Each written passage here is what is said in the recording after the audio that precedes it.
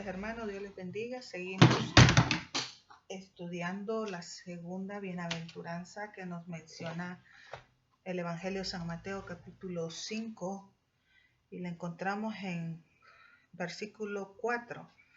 Bienaventurados los que lloran, porque ellos recibirán consolación.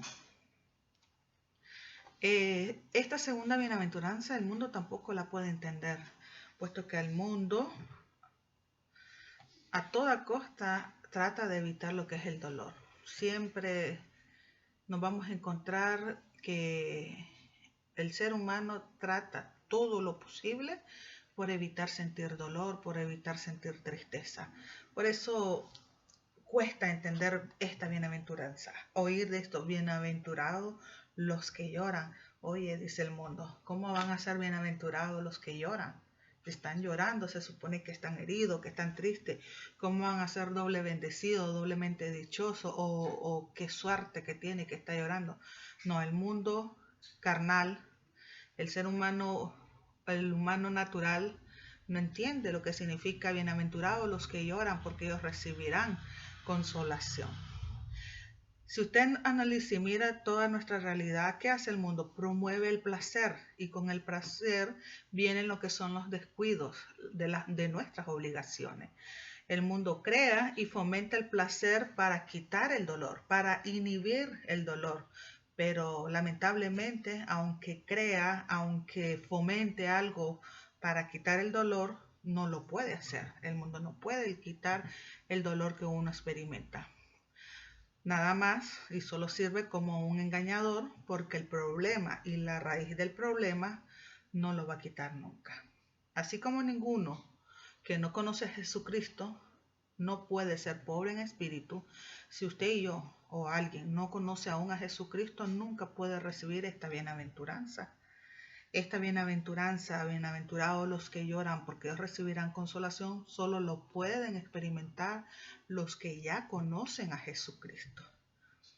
Así también ninguno que tampoco se ha convertido ni se ha arrepentido delante de Jesucristo puede experimentar lo que es este llanto bienaventurado. Solo aquellos que hemos reconocido que somos pecadores, solo aquellos que nos hemos arrepentido de nuestros pecados y nos hemos acercado a Jesucristo, podríamos llegar a experimentar lo que es este llanto bienaventurado que nos dice la segunda bienaventuranza.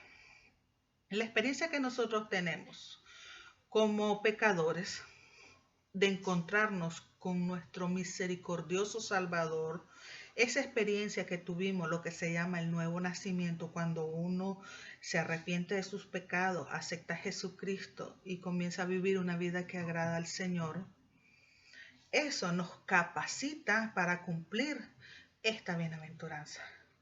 Bienaventurados los que lloran, porque ellos recibirán consolación. Entonces, el llanto bienaventurado no es cualquier tipo de llanto porque me golpeé, o porque me duele la muela, o porque me duele la cabeza. No es cualquier tipo de llanto. Es un llanto que tiene connotación espiritual. Tiene que ver con el espíritu. ¿Qué es lo que nos hace llorar? ¿Qué nos hace bienaventurados? Esta es una pregunta muy importante.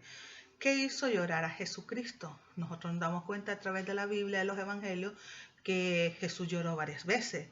Lloró cuando Lázaro murió, lloró al ver a Jerusalén, lloró varias veces. ¿Qué hizo llorar también al apóstol Pablo? El apóstol Pablo también habla la Biblia que lloró en algún momento. ¿Qué hizo llorar al profeta Isaías?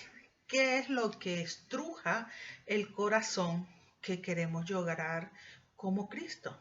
No debemos justificar el pecado ni minimizarlo nunca, ¿verdad? Entonces, hay que analizar de dónde proviene este llanto espiritual, este llanto bienaventurado que menciona las bienaventuranzas.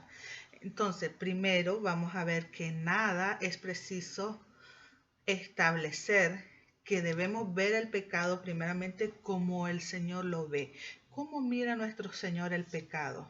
Lo mira como un acto de rebelión, lo mira como un acto de injusticia, como necedad, como maldad, como impiedad. Ante los ojos del Señor, eso es el pecado. ¿Qué es el pecado? Repitamos, es un acto de rebelión, injusticia, necedad, maldad e impiedad. Por tanto, si nosotros queremos llorar como Jesucristo, experimentar lo que es ese llanto bienaventurado que habla las bienaventuranzas, jamás debemos de justificar el pecado, ni mucho menos minimizarlo.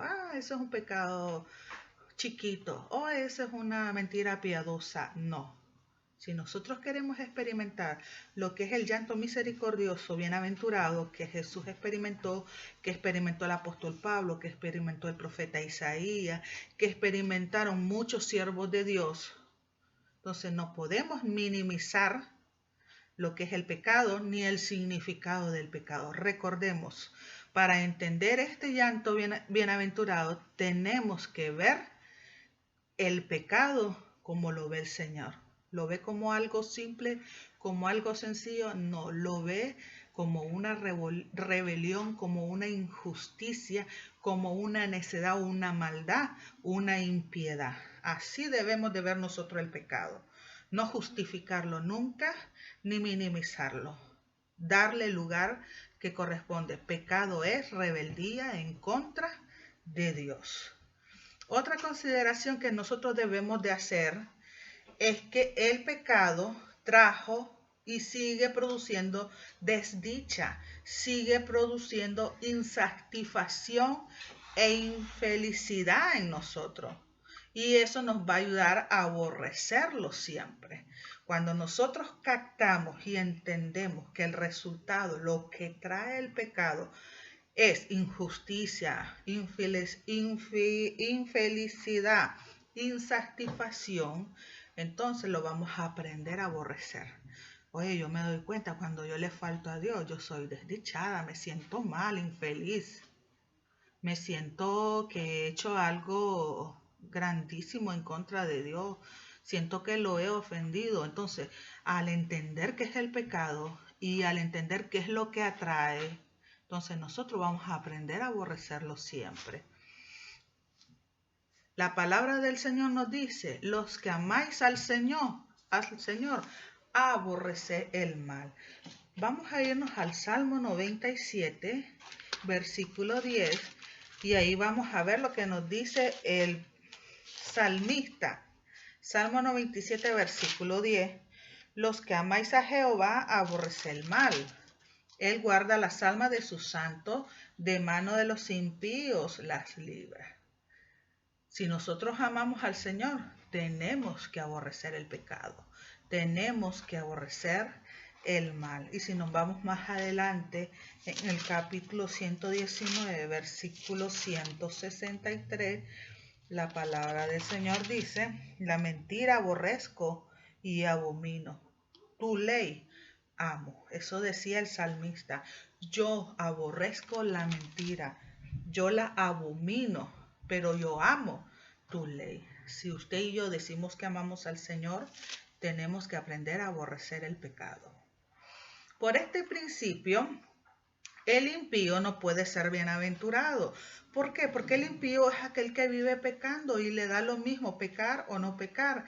Entonces, ¿cómo alguien que le da lo mismo pecar, faltarle el respeto a Dios, actuar en contra de Dios, va a saber lo que es bienaventurado? Los que lloran porque ellos recibirán consolación, jamás lo van a poder experimentar. El mundo dice, ¿qué dice el mundo? Comamos, bebamos, que mañana nos vamos a morir. En otras palabras, ya que vamos a morir, mientras estemos vivos, pequemos hasta que nos cansemos. Eso dice el mundo. Aprovecha, Macario, que esto no es diario. Otros dicen, disfruta tu juventud. Tú no sabes qué va a pasar mañana. Entonces date gusto, come, bebe y haz lo que quieras. Eso es lo que nos dice el mundo. Y esta falta de temor santo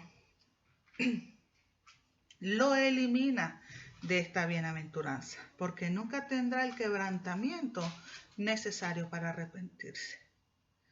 Cuando experimentamos nosotros el llanto misericordioso o bienaventurado, cuando nosotros reconocemos lo que significa faltarle el respeto al Señor. Yo no sé cuántos de ustedes han experimentado eso, que de repente ustedes tienen un traspiés, una caída y ofenden al Señor, pero en su corazón sienten tanto dolor por lo que hicieron que comienzan a llorar y le piden perdón al Señor y le piden misericordia y le prometen nunca más volver a hacerlo.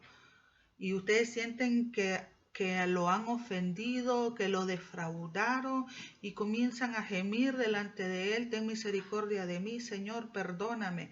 Eso es, bienaventurados los que lloran. ¿Por qué? Porque han experimentado lo que es el llanto bienaventurado. Y es que este llanto es inevitable cuando nos hallamos frente a la santidad de Dios. Si nosotros no reconocemos la santidad de nuestro Dios, la palabra afirma que Él es santo, santo, santo, 3 veces santo. Entonces, al nosotros estar impuros delante de Dios, que es 3 veces santo, entonces nosotros nos sentimos quebrantados, nos sentimos sucios, nos sentimos inmorales, nos sentimos no dignos, indignos de estar delante de la presencia del Señor. Y descubrimos que no somos buenos, que no nos merecemos nada, pero aún así el Señor pagó el precio de nuestra redención por amor. Entonces usted se da cuenta que aún valiendo nada, Él decidió dar su vida por usted, por mí. Entonces lloramos en agradecimiento. Gracias, Señor, porque no me pagaste conforme a mis obras, sino conforme a tus misericordias. Y es ahí donde actúa el llanto bienaventurado que habla Mateo 5, versículo, veamos, Mateo 5,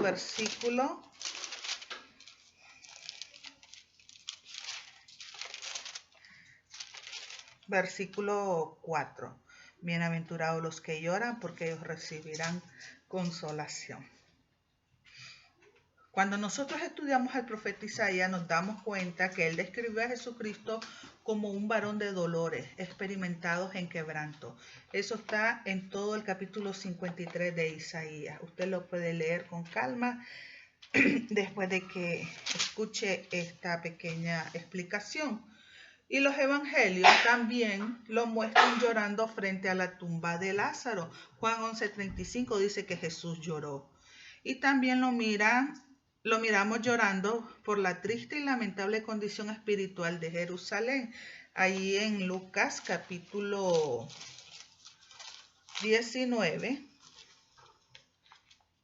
Lucas capítulo 19, versículo 41 dice que Jesús llora por Jerusalén, y cuando llegó cerca de la ciudad, al verla, lloró sobre ella, diciendo: oh, si también tú conocieses, a lo menos en este tu día, lo que es para tu paz, mas ahora está encubierto de tus ojos, porque vendrán días sobre ti cuando tus enemigos te rodearán con vallado y te sitiarán, y por todas partes te estrecharán y te derribarán a tierra y a tus hijos dentro de ti, y no dejarán en ti piedra sobre piedra, por cuanto no conociste el tiempo de tu visitación. En el versículo 41 habla claramente que lloró por Jerusalén. Entonces, Isaías lo presenta como un varón de dolores experimentado en quebranto. En el Evangelio de Juan, capítulo 11, 35, lo vemos llorando por Lázaro, en la tumba de Lázaro.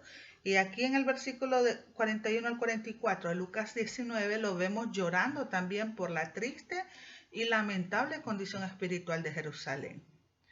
Jesús llegó a Betania después de 4 días que ya Lázaro había muerto.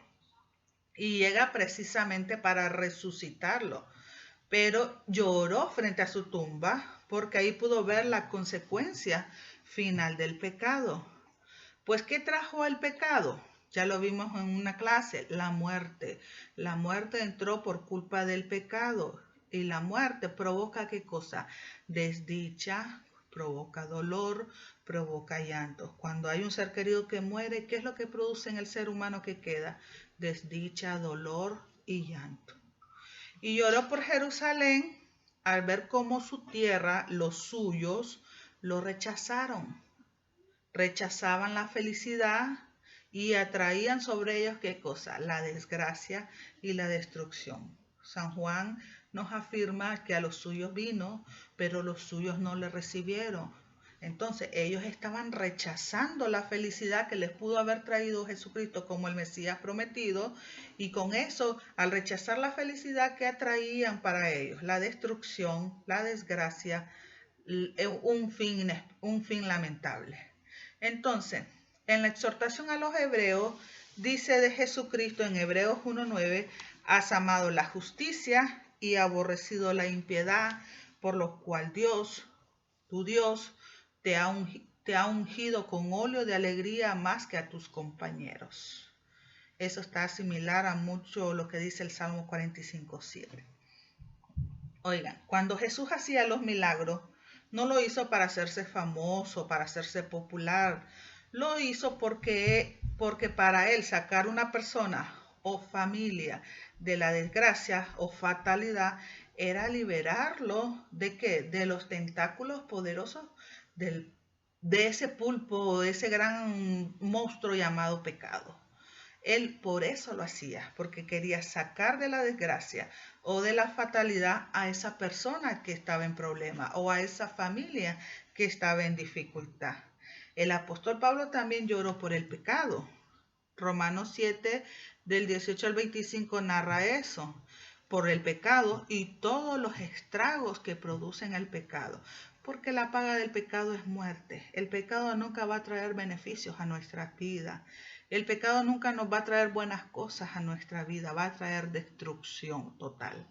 Y al final la muerte y muerte espiritual de la cual no se puede ya escapar. Y Pablo afirma Romanos 7, lloró al ver cuáles son los estragos que causa el pecado al ser humano, al hombre en sí. Todo lo que es Romanos capítulo 7, usted va a leer desde el versículo 18 hasta el 25 y ahí usted se va a dar cuenta qué estragos produce el pecado sobre la vida del hombre, del ser humano. Pablo dijo que lo peor que nos había pasado al caer el primer hombre, o sea, Adán, fue que el pecado se pegó tanto a nosotros que ya llegó a ser parte de nuestra naturaleza. Por eso es que todo niño que nace, ya dice la Biblia y afirma que trae un pecado original. Desde pequeños ya acarreamos ese pecado que se nos pegó a causa del pecado que cometió nuestro primer padre, Adán. Entonces, ahora que lidiamos con una lucha interior antagónica, que es contraria a nosotros, que es desconcertante y terrible, pues ese pecado dentro de nosotros es como un monstruo que quiere salir, que quiere hacer lo que le da la gana. Esa carne que a veces sentimos que nos traiciona, que oímos música y de repente cuando vemos ya la carne quiere bailar. Ese es el pecado que uno tiene dentro de sí. De repente oímos algo y en vez de alejarnos para no seguir oyendo, nos queremos acercar más y más y sentimos como que nos manipula, como que nos limita en todo lo bueno que queremos hacer. Aún el apóstol Pablo afirmaba, a veces yo quiero hacer lo bueno y no lo hago, y a veces no quiero hacer cosas malas y eso es lo que hago, cosas malas. Entonces ese pecado es algo que anda dentro de nosotros, que tarde o temprano nos traiciona si no lo sometemos delante del Señor. Nos manipula y nos limita en todo lo bueno que queremos hacer. Por eso Pablo decía, miserable de mí, ¿quién me libertará de este cuerpo de muerte? Yo sé que a veces tenemos lucha fuerte, queremos orar, pero no, el cuerpo está cansado, no, estás cansado, trabajaste todo el día y comienzas a bostezar. Pero si estuvieras viendo televisión o viendo tu celular o viendo tu iPad o viendo el YouTube, lo que a ti te gusta, no te sientes cansado. Pero ¿por qué te sientes cansado cuando quieres hacer lo bueno? Porque es el pecado que está dentro de nosotros que no nos deja tranquilos, que nos quiere controlar, que nos quiere manipular y nos limita a hacer lo que le agrada al Señor. Isaías, el profeta, también conoció esta realidad en su experiencia espiritual personal que él tenía. El día que tuvo la visión cuando vio la gloria del Señor en el templo, él expresó: ay de mí que soy muerto, porque siendo un hombre inmundo de labios y habitando en medio de un pueblo de labios inmundos, han visto mis ojos al Rey Jehová de los ejércitos. Oiga, su condición espiritual en ese momento, él decía que era un hombre inmundo de labios y que estaba rodeado de gente que era inmunda de labios. Entonces, ¿qué le produjo eso a él? Le produjo un profundo dolor en su corazón. Él sintió que se moría. Como yo, siendo un hombre vulgar, he visto la gloria de Dios. Mis ojos han visto al Rey Jehová de los ejércitos. Pero tanto Pablo, que decía: miserable de mí, ¿quién me libertará de este cuerpo de muerte?, como Isaías, que expresó: ay de mí que soy muerto porque soy un hombre inmundo de labios, no exclamaron al viento estas frases. Su llanto fue desgarrador. Fue oído por el Señor, quien rápidamente dio solución a su necesidad espiritual personal. ¿Y qué fue lo que hizo con Isaías cuando él viene y expresa: soy inmundo de labios, voy a morir, he visto a Jehová con mis ojos, al Rey de los ejércitos?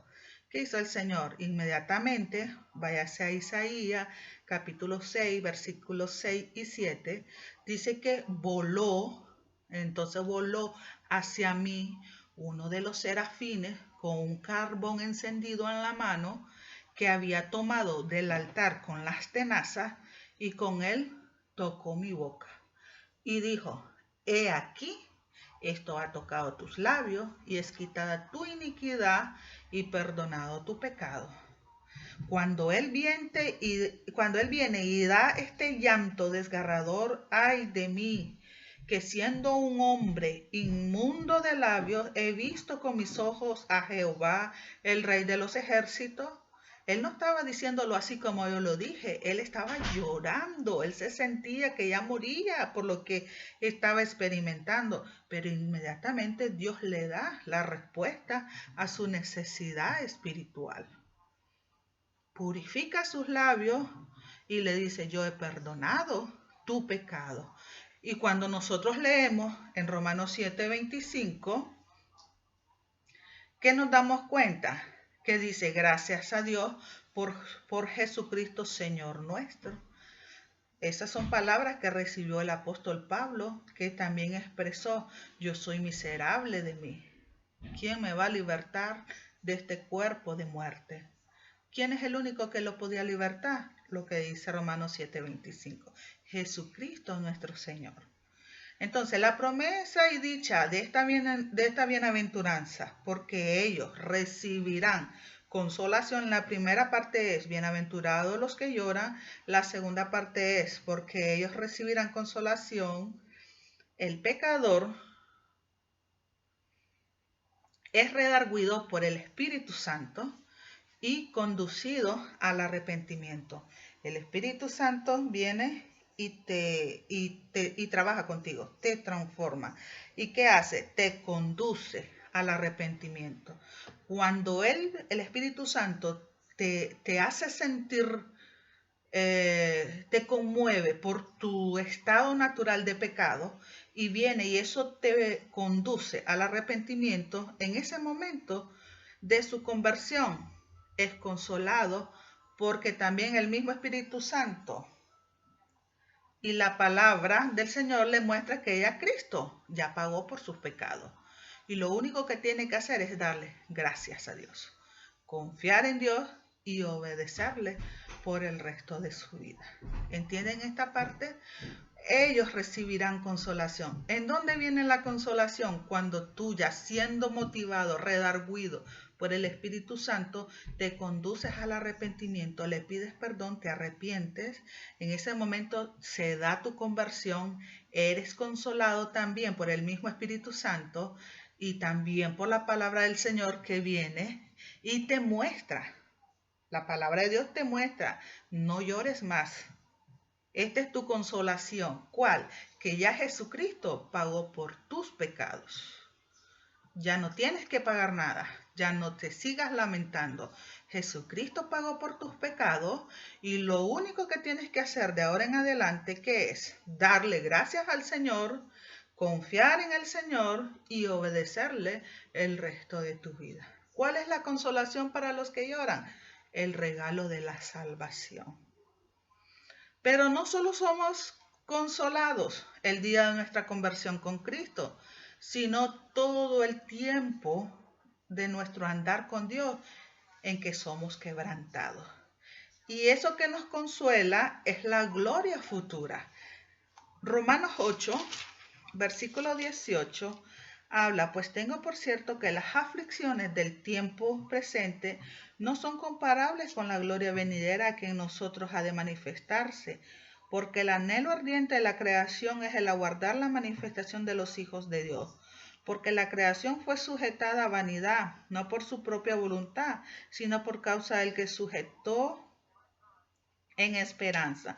Porque también la creación misma será libertada de la esclavitud de corrupción, a la libertad gloriosa de los hijos de Dios. Porque sabemos que toda la creación gime a una y aún está con dolores de parto hasta ahora. Y no solo ella, sino que también nosotros mismos, que tenemos las primicias del Espíritu. Nosotros también gemimos dentro de nosotros mismos, esperando la adopción, la redención de nuestro cuerpo, porque en esperanza fuimos salvos, pero la esperanza que se ve no es esperanza, porque lo que alguno ve, ¿a qué esperarlo? Pero si esperamos lo que no vemos, con paciencia lo aguardamos. Amén. Entonces, esa es nuestra también consolación en todo nuestro andar con Jesucristo, que un día también vamos a ser consolados por la eternidad. Esa es nuestra esperanza, que un día vamos a estar con nuestro Señor Jesucristo allá en la patria celestial.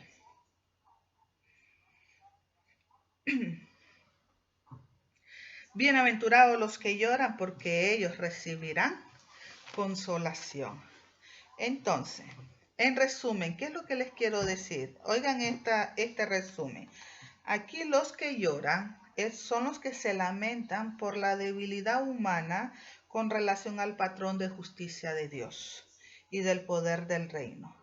Entonces, oye, delante del Señor yo soy inmundo, como decía Pablo, como decía Isaías. Entonces yo me siento tan mal y lloro.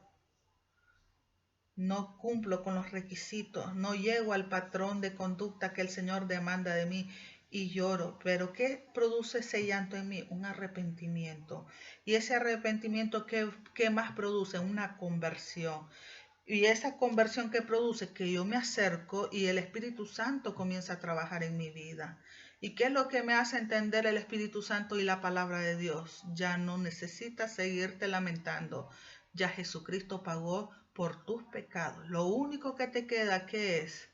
Serle fiel, amarle, servirle, darle gracias a Dios y obedecerle el resto de tu vida. También lloran por las cosas que afligen a Dios. Tienen los sentimientos en armonía con los de Dios y se afligen en el espíritu por el pecado, la inmoralidad y la crueldad que hay en el mundo. Los que lloran son consolados al recibir del Padre justicia, paz y gozo en el Espíritu Santo de Dios.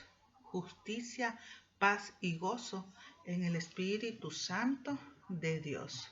Bienaventurados somos los que lloran, porque vamos a recibir consolación. Mañana vamos a seguir compartiendo lo que es la tercera bienaventuranza. Bienaventurados los mansos, porque ellos recibirán la tierra por heredad. Dios les bendiga, pasen buenas noches y nos vemos mañana por este mismo lugar.